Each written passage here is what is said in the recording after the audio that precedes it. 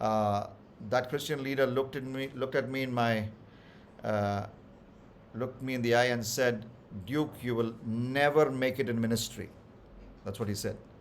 He looked at me and said, "Duke, you will never make it in the ministry." This is happening in 2005. Here was a Christian leader who was mocking me. And at that time, I didn't say anything. I quietly walked away, having tendered my resignation. And pretty soon, God gave us this plan to work in a call center, raise funds, and then G Formation is born. And we are still going on and going strong 16 years later. But then, when I was reading Isaiah 36, I realized that it was my understanding of God's word that helped me handle that mockery.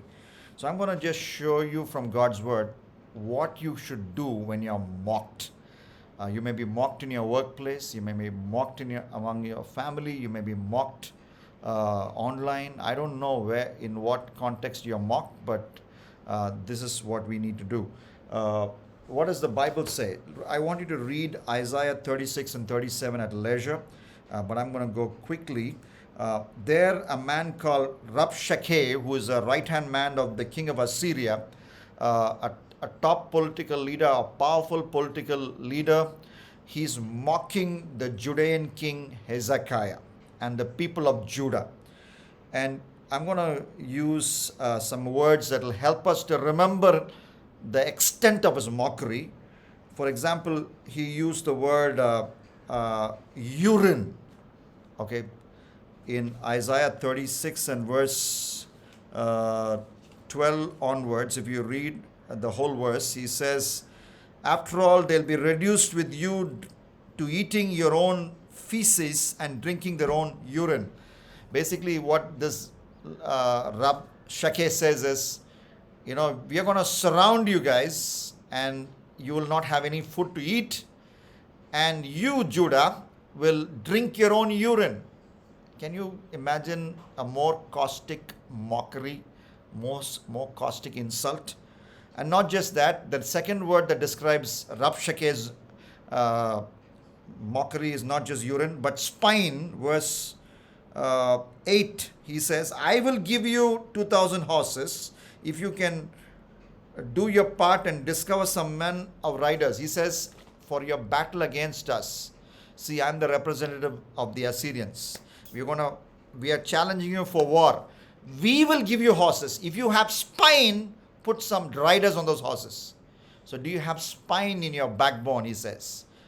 So the urine insult, the spine insult, and then there is a third insult, the divine insult.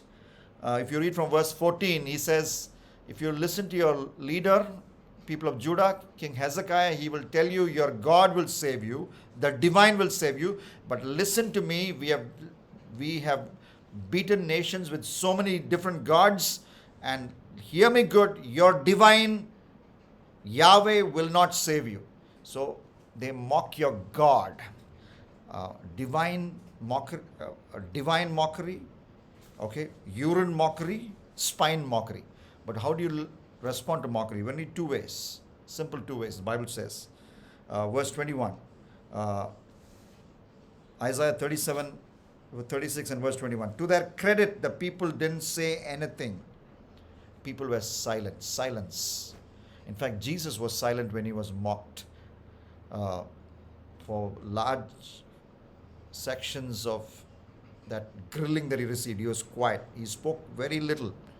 Silence. Why? When you're silent, you allow God to work on your behalf. Silence.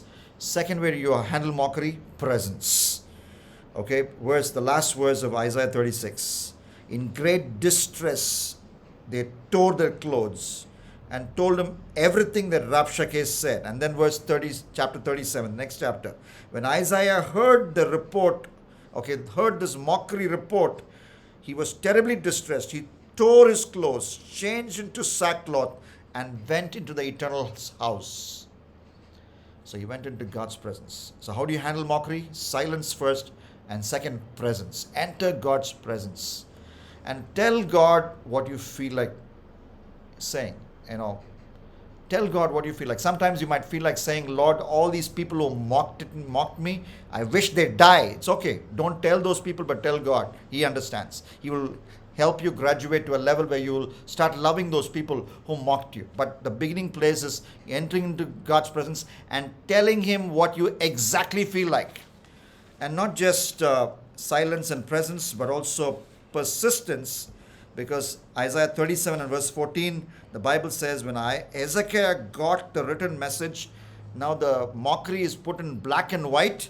Okay, it's given in the form of a letter or a piece of parchment. Everything is put in black and white.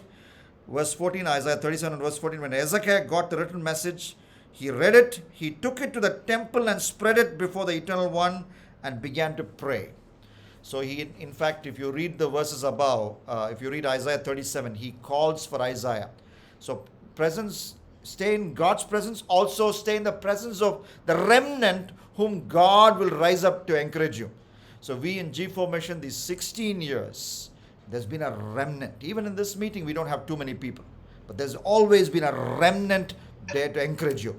So spend time with the remnant. Acknowledge the remnant. You'd see me, call names of volunteers. You'll see me call names of our faithful friends because they are precious to us. They are like family to us. Sometimes I think closer than even family because I see God trying to encourage me for holding on to the things that He has called me and my wife to do through the remnant. And here there was an Isaiah to help Hezekiah when he was battered with mockery. So simple ways, biblical ways, silence, presence, and diligence. Diligence to keep staying in God's presence. Diligence to keep praying. Diligence to stay in His presence so that He will give you the grace to handle mockery. And there will come a time in your life when all those mockers will stand in awe and they will glorify God. All right, shall we close our eyes and pray? Lord, as I've shared this message with Chandrasekhar, with Sister Sandhya, Dr. Angelin, Daniel, Sister Jocelyn. There are people whom I don't even know on this meeting. Triveni, Arul. Lord, I just pray, Lord, as they go through mockery in their life, mockery in the workplace, mockery in the family situation, mockery in different contexts, I pray that we will respond like your scriptures talks about in Isaiah 36 and Isaiah 37. In silence, by entering your presence and showing diligence and persistence in staying in your presence when the mockery keeps mounting, oh Lord. We thank you. You're able to do that.